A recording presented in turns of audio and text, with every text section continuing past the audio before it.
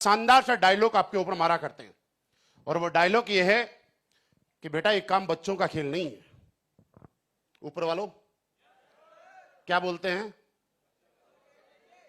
कि बच्चों का खेल। और मैं आज आपको बता रहा हूं कि इस इंडस्ट्री में अगर आपको कामयाब होना है तो लिख के ले जाना, ये बच्चों का ही खेल है, ये बड़ों का काम नहीं है साहब। बच्चा और बड़ा कौन होता है, आप इस बात को समझिए। बच्चा कौन और बड़ा कौन? बच्चा वो जो सीखना चाहता है, बच्चा वो जो जानना चाहता है। बड़ा कौन? बड़ा वो जिसको लगता है मैं जान गया, बड़ा वो जिसको लगता है मैं कुछ सब कुछ सीख गया।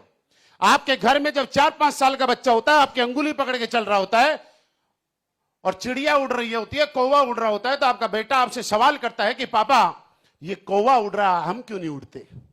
करता है ना।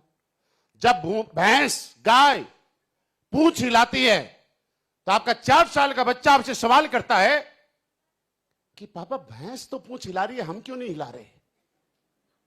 बच्चा है, बच्चा है। कुत्ता जब भौंकता है तो बच्चा सवाल करता है कि आखिर ये कुत्ता क्यों भौंक रहा है।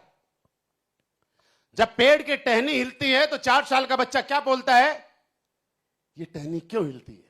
और हमें लगता है कि अरे भाई ये बच्चा क्या सवाल कर रहा है। लेकिन क्या ये सवाल किसी 20 साल का होने के बाद किसी ने किया?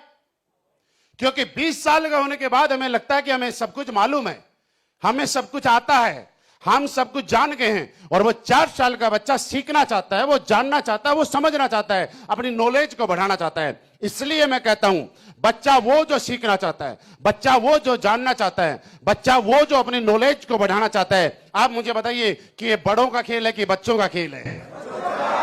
आज के बाद बड़ा बनना है या बच्चा बनना है? जब तक आप सीखते रहोगे, 80 साल की उम्र में भी अगर कोई सीख रहा है तो वो बच्चा है।